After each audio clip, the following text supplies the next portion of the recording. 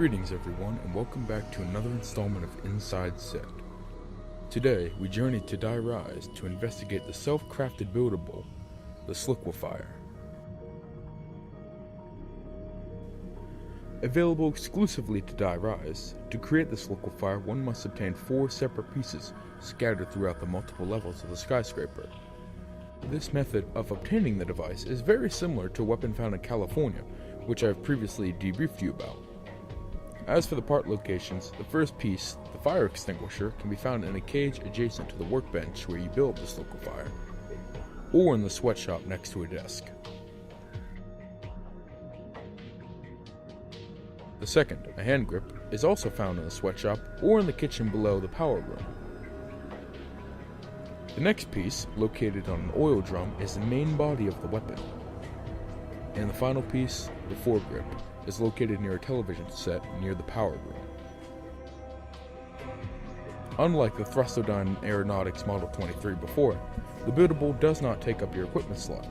Instead, it takes up a weapon slot, placing your current weapon. So Mule Kick is advised to create the loadout best suited to your tastes.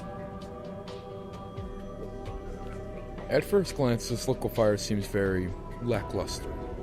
It, unlike the Bestowed, has an ammunition limit, with a large 10-round clip and an impressive 40 rounds in reserve. Also, when obtained, the weapon will vanish from the bench, but do not concern yourself with this.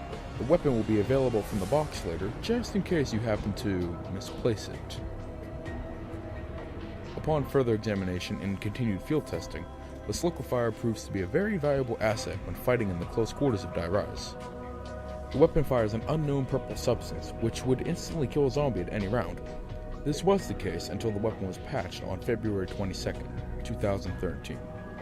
The effects of this patch nerfed the weapon's damage down to 5.5 million, a colossal amount of damage, and the highest of any non-insta-kill weapon. The damage, however high it may be, does start to create crawlers after round 100.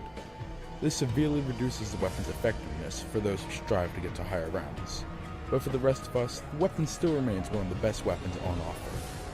Each fired shot will also chain to any nearby enemies, with no limit as to how many it can spread to.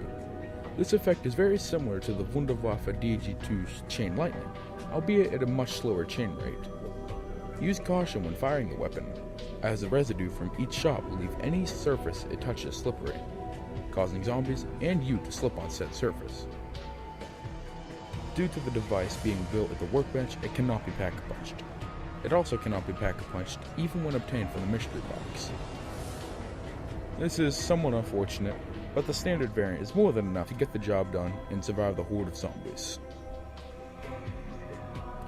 And finally, the Sliquifier is also used as part of the high maintenance Easter egg, where the player must fire 20 shots of munitions at each of the balls in the lion's protective grasps.